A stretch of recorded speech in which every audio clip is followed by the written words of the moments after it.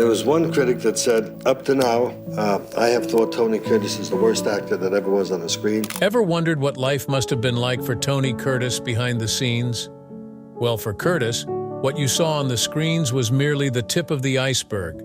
Despite having a very successful career, Tony Curtis's life was filled with a lot of drama that persisted even long after he was dead.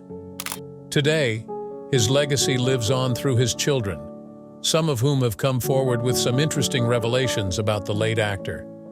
Did you know that Curtis cut off all his children from his will? Join us as we dive deeper into these revelations. Tony Curtis, born Bernard Schwartz on June 3, 1925 in the Bronx, New York, emerged from a challenging early life before rising to Hollywood fame. His parents, Helen and Emanuel Schwartz, were Jewish immigrants from Hungary.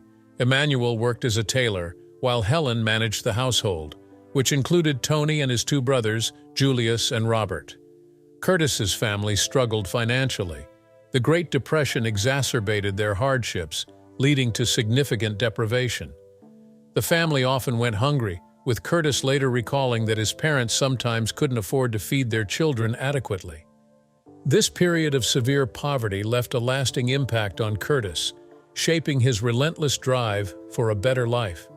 Tragedy struck early in Curtis's life when his younger brother Julius died at the age of 12 after being hit by a truck. The loss devastated the family, adding to their emotional and financial struggles. Despite the hardships, Curtis remained determined to succeed, driven by a desire to escape the poverty and hardship that marked his early years. Curtis attended Seward Park High School but found himself frequently in trouble. His education was sporadic, and he often skipped school to escape the bullying he endured due to his impoverished circumstances and his Jewish heritage. Despite these challenges, Curtis managed to graduate, though with little distinction academically. At the age of 16, Curtis joined a neighborhood gang seeking camaraderie and protection in a tough environment. However, his life took a significant turn when World War II erupted. Curtis enlisted in the United States Navy at 17, eager to serve his country and escape his dire circumstances. He served aboard the USS Proteus, a submarine tender, witnessing the war's end and the Japanese surrender in Tokyo Bay. After the war, Curtis returned to New York, determined to build a new life. He took up various odd jobs to make ends meet, including working as a truck driver, a dishwasher, and a delivery boy. These jobs provided little more than subsistence, but they fueled his determination to find a more promising path. Seeking a way out of his struggles, Curtis turned to acting. He enrolled in the dramatic workshop of the New School in Greenwich Village, where he studied under influential German director Erwin Piscator. The experience proved transformative, allowing Curtis to channel his life experiences into his craft. His time at the workshop honed his acting skills and introduced him to a network of aspiring actors, setting the stage for his future career in Hollywood.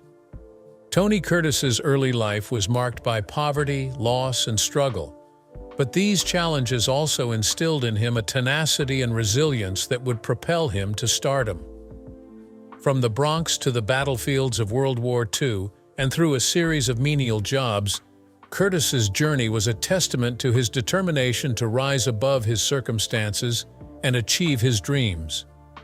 Before he became a celebrated Hollywood star, Curtis dabbled in various interests, including painting and boxing. His initial forays into these fields, combined with his undeniable charisma, set the stage for his eventual discovery by a Hollywood talent scout. Tony Curtis's interest in painting began as a therapeutic hobby during his youth, providing a creative outlet amid the chaos of his early life. He found solace and expression through art, a passion that he would carry throughout his life. Painting allowed Curtis to escape the harsh realities of his impoverished upbringing and gave him a sense of purpose and achievement. In addition to his artistic pursuits, Curtis also took an interest in boxing. This stemmed partly from his need to defend himself in the tough neighborhoods of the Bronx and partly from his admiration for the sport. Boxing taught Curtis discipline, resilience, and the importance of physical fitness, traits that would serve him well in his acting career. Although he never pursued boxing professionally, the skills and confidence he gained from the sport contributed to his commanding screen presence. After serving in the United States Navy during World War II and taking on various odd jobs upon his return, Curtis enrolled in the dramatic workshop of the New School in Greenwich Village. His time at the workshop was transformative, as he honed his acting skills under the guidance of influential director Erwin Piscator. His natural talent and striking good looks did not go unnoticed. Curtis's big break came when he was discovered by talent agent Joyce Selznick, niece of famed producer David O. Selznick. Impressed by his charisma and acting potential, Joyce Selznick helped Curtis secure a contract with Universal Pictures in 1948. This marked the beginning of his illustrious Hollywood career. Tony Curtis made his film debut in a minor role in the 1949 film Criss Cross, where he played a rumba dancer. Though his screen time was brief, his presence was magnetic, catching the eye of both audiences and studio executives. His next role in City Across the River in 1949 further showcased his potential, and he soon became a sought-after actor. Curtis's career quickly gained momentum, with his breakthrough role coming in the 1951 film The Prince Who Was a Thief, where he played the lead opposite Piper Laurie. The film was a commercial success, and Curtis's performance was widely praised, solidifying his status as a rising star. From the early 1950s onward, Tony Curtis's career followed an upward trajectory. He starred in a series of successful films that showcased his versatility and charm. Some of the key projects that contributed to his fame include his roles in Houdini, 1953, where Curtis portrayed the famous magician Harry Houdini, with his then-wife Janet Leigh co-starring. The film was a hit and highlighted Curtis's ability to handle complex, dramatic roles. You might also remember his role in Operation Petticoat, the 1959 movie. This was a successful comedy in which Curtis starred alongside Cary Grant. His role as Lieutenant Nick Holden brought him widespread acclaim and solidified his reputation as a versatile actor. That same year, he featured in Some Like It Hot. Perhaps Curtis's most iconic role came in this classic comedy directed by Billy Wilder. Starring alongside Marilyn Monroe and Jack Lemmon, Curtis's portrayal of Joe was a comedic tour de force. The film is considered one of the greatest comedies of all time and cemented Curtis's place in Hollywood history. However, Curtis's role in Spartacus in 1960 drew significant attention to the actor due to some unconventional portrayals in the movie. Curtis played Antoninus, a singer and former slave, in this epic film directed by Stanley Kubrick and starring Kirk Douglas. His performance added depth to the film and further showcased his acting chops. A scene he was part of later became a heated discussion in the LGBTQ community, despite Curtis himself being straight. Throughout the 1960s and 1970s, Tony Curtis continued to work in a variety of genres, including comedies, dramas, and action films. His ability to adapt to different roles kept him relevant in the ever-changing landscape of Hollywood. Some notable films from this period include The Boston Strangler in 1968, where he portrayed the infamous serial killer Albert DeSalvo, and The Great Race in 1965, a comedic adventure film. In addition to his film work, Curtis made several television appearances, further broadening his appeal. He starred in the popular TV series The Persuaders between 1971 and 1972, alongside Roger Moore, which enjoyed a cult following. Curtis's later years saw him returning to his passion for painting, and he became an accomplished artist with his works exhibited in galleries worldwide. His autobiography, American Prince, published in 2008, provided an intimate look at his life and career, offering fans a deeper understanding of the man behind the screen persona. Though his career life was interesting, his personal life seemed to have more to it than anyone would have imagined. Tony Curtis and Janet Leigh's romance was a classic Hollywood love story, filled with passion, defiance, and eventual heartbreak. Their relationship began in the early 1950s, a time when both were rising stars in the film industry. Curtis, already a charismatic and popular actor, was instantly smitten by Lee's beauty and charm when they first met. Tony Curtis and Janet Leigh's relationship quickly evolved from a budding friendship to a deep romantic involvement. The couple shared a magnetic chemistry that was evident both on and off the screen. Their bond grew stronger, and soon they began talking about marriage. Despite their intense feelings for each other, their plans to marry were met with significant opposition. Curtis's managers were vehemently opposed to his union with Leigh.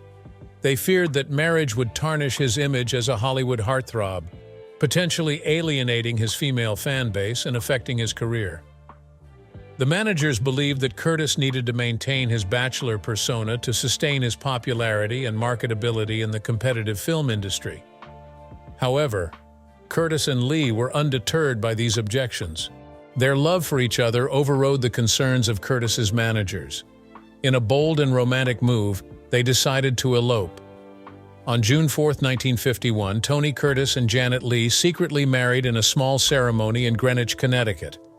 Their elopement was a defiant act of love, demonstrating their commitment to each other despite the industry's pressures. Upon their return to Hollywood, Curtis and Leigh faced the challenge of balancing their personal and professional lives.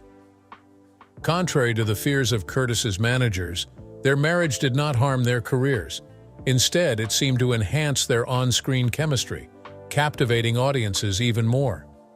Their first film together as a married couple was Houdini, where Curtis played the legendary magician Harry Houdini, and Leigh portrayed his wife Bess Houdini.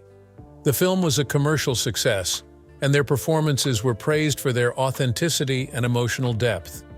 Their real-life chemistry translated beautifully onto the screen, making their characters' relationship believable and engaging.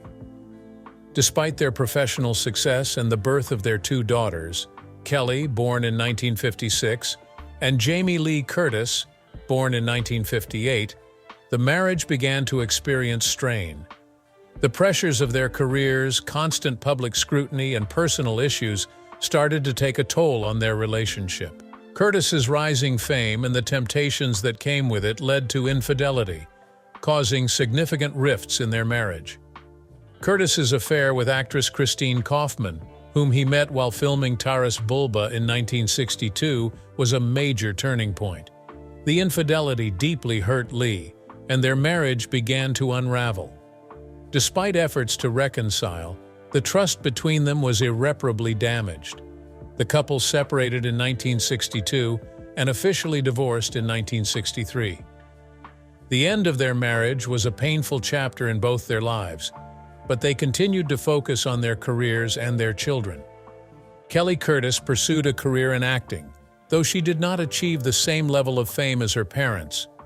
Jamie Lee Curtis, on the other hand, became a successful actress, known for her roles in films like Halloween and A Fish Called Wanda. Jamie Lee has often spoken about the influence of her parents on her career and her life, acknowledging both the positive and negative aspects of their fame and personal struggles. Tony Curtis and Janet Leigh's relationship remains one of Hollywood's most memorable romances. Despite the eventual dissolution of their marriage, their story is a testament to the intensity of their love and the challenges of maintaining a relationship in the spotlight. Their legacy lives on through their contributions to cinema and their talented daughters, who continue to uphold the family's name in the entertainment industry. In the end, Curtis and Leigh's story is a blend of triumph and tragedy, showcasing the complexities of love, fame, and the human experience. Their journey together, marked by passionate love, professional collaboration, and eventual heartbreak, remains an enduring tale in the annals of Hollywood history. But the interesting thing is, Tony Curtis's marriage to Janet will later turn out to be one of 6. Curtis had a tumultuous marital history marked by passion, drama, and heartbreak.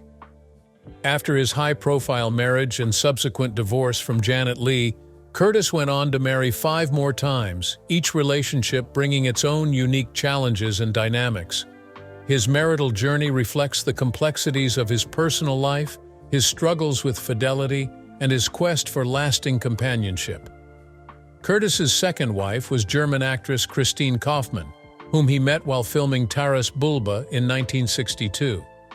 Kaufman was only 18 when they married in 1963, shortly after Curtis's divorce from Lee. The couple had two daughters, Alexandra, born in 1964, and Allegra, born in 1966. Despite their initial happiness, the marriage was fraught with difficulties. Curtis's infidelity and the pressures of maintaining a marriage in the public eye contributed to their eventual separation. They divorced in 1968, marking the end of Curtis's second marriage. In 1968, Curtis married Leslie Allen, a model who brought a semblance of stability to his life. They had two sons, Nicholas and Benjamin. This marriage lasted for over a decade, longer than his previous unions. However, Curtis's ongoing issues with substance abuse and infidelity once again strained the relationship. The couple divorced in 1982, after 14 years of marriage. Tragically, their son Nicholas later died of a heroin overdose in 1994, a devastating event for the family. Curtis moved to his fourth marriage to Andrea Savio, a much younger actress and model, in 1984. This relationship was marked by considerable turbulence and public scrutiny. The age difference and Curtis's ongoing personal issues created significant challenges. The marriage was relatively short-lived, with the couple divorcing in 1992 after 8 years together. The constant media attention and Curtis's inability to fully overcome his personal demons contributed to the demise of this marriage. In 1993, Curtis married Lisa Deutsch, an attorney. This marriage was the shortest of all his unions, lasting only a year. Curtis's inability to adapt to a more conventional lifestyle and his ongoing struggles with addiction and fidelity issues led to a quick dissolution of the marriage. By this time, Curtis had established a pattern of seeking solace in new relationships without fully addressing the underlying issues that plagued his personal life. His sixth and final marriage was to Jill Vandenberg, a horse trainer 45 years his junior. They married in 1998 when Curtis was 73 and Vandenberg was 28. Despite the significant age difference, this marriage brought Curtis a sense of peace and companionship that had eluded him in his previous relationships. Vandenberg provided stability and support, helping Curtis navigate his later years. Curtis found solace and comfort in his marriage to Vandenberg, who became a steadfast presence in his life. She helped him cope with his declining health and the challenges of aging. The couple remained married until Curtis's death in 2010, marking the longest-lasting and arguably most fulfilling relationship of his life. Throughout his marriages, Curtis faced numerous personal challenges, including struggles with substance abuse, infidelity, and the pressures of maintaining a public persona. His relationships were often marked by intense passion, but also significant turmoil. Despite these difficulties, Curtis remained a devoted father to his children, though his complex personal life often affected his ability to provide a stable family environment. Curtis had 6 children from his marriages. His relationship with his children was strained at times, particularly due to his personal struggles and the demands of his career. However, he remained a significant figure in their lives, and his legacy continued through their achievements, particularly Jamie Lee Curtis, who became a successful actress in her own right. In his final years, Curtis focused on his health and his marriage to Vandenberg. He battled chronic obstructive pulmonary disease and other health issues, but Vandenberg remained a constant source of support and care. Curtis also returned to his passion for painting, finding solace in his art during his later years. Upon his death in 2010, it was revealed that Curtis had made a controversial decision regarding his estate. He left the bulk of his estate, including his valuable art collection and other assets, to his wife, Jill Vandenberg Curtis, effectively disinheriting his children. This decision sparked significant controversy and speculation, leading to strained relationships between Vandenberg and Curtis's children. Curtis's decision to leave his estate to Vandenberg was reportedly influenced by his deep appreciation for the care and companionship she provided during his final years. He felt a profound sense of gratitude toward her and believed that she deserved to inherit his assets.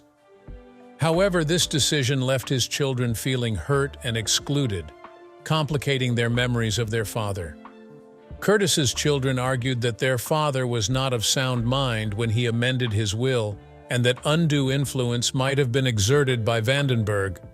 They claimed that the decision to disinherit them was a sudden and unexpected move that contradicted earlier versions of his will, which included provisions for them.